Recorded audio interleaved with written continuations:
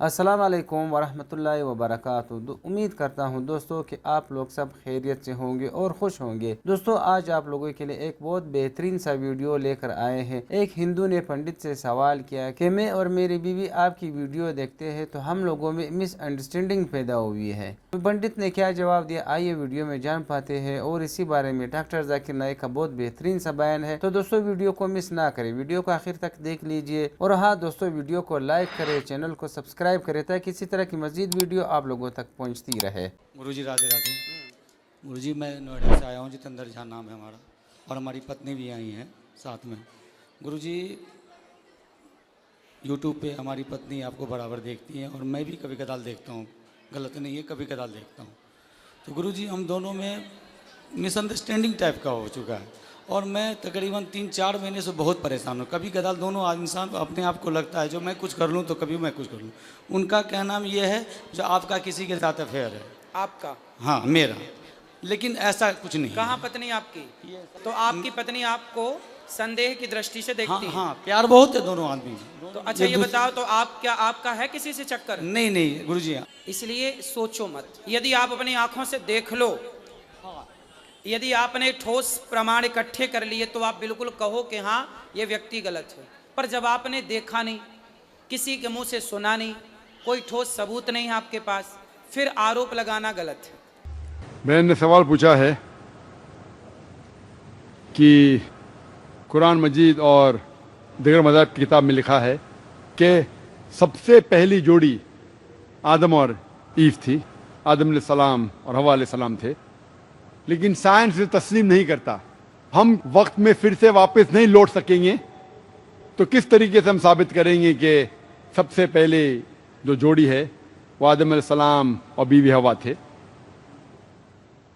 पहले मैं ये कहना चाहता हूँ कि कुरान मजीद एक साइंस की किताब नहीं है, SCIENCE, लेकिन ये किताब है साइंस की, SIGNS। ये आयात की किताब है, ये किताब है निशानियों की।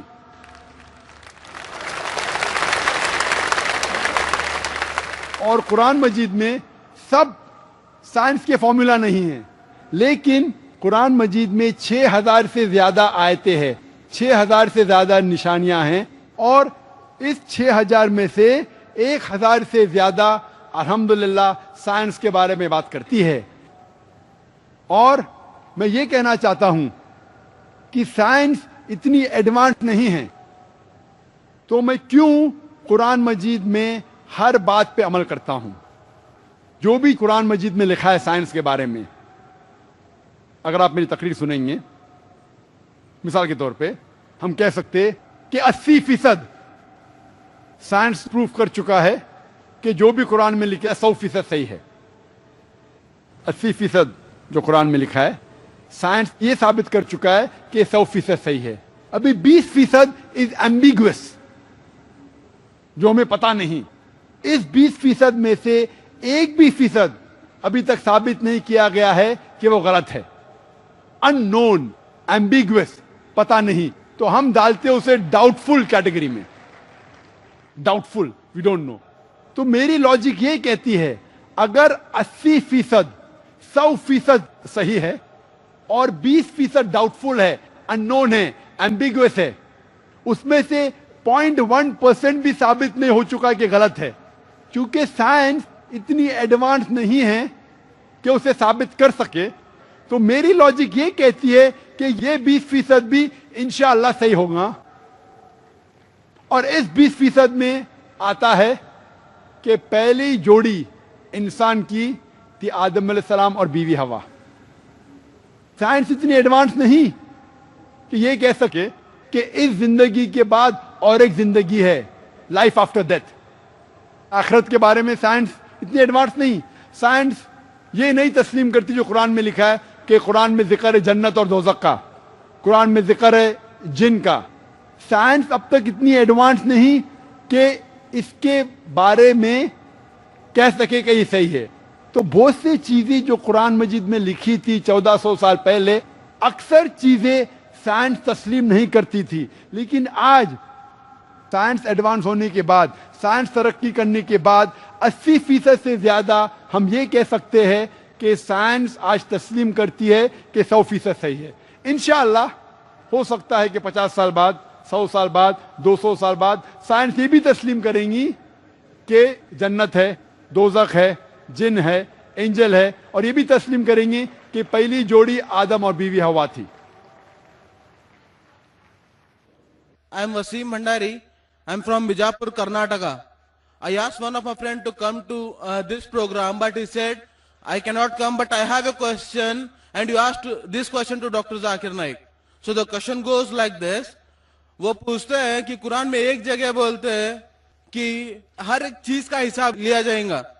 And just now you said, اور یہ کوشچن وہ بھی بولتا ہے کہ اگر اللہ چاہیں گا تو ہر گناہ کو معاف کر کے جنت میں داخل کریں گا. So isn't it a contradiction?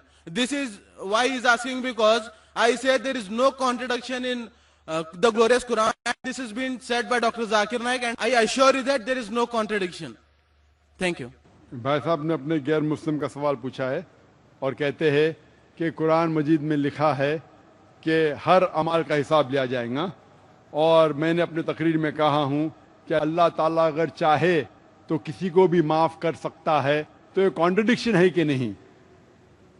جو لوگ کو قرآن کے بارے میں علم نہیں ہے ان کو غلط فہمی ہو سکتی کہ کانٹرڈکشن ہے. جب اللہ تعالیٰ فرماتے ہیں، کئی جگہ اللہ تعالیٰ نے فرمایا کہ ذرہ بھر اگر آپ نے نیک کام کیا ہے تو اللہ تعالیٰ اس کا حساب لیں گا، اور ذرہ بھر غلط کام کیا اس کا حساب لیں گا، اس میں کوئی شک نہیں. لیکن ساتھ ساتھ یہ بھی لکھا ہے کہ اگر اللہ چاہے تو آپ کو معاف کر سکتا ہے.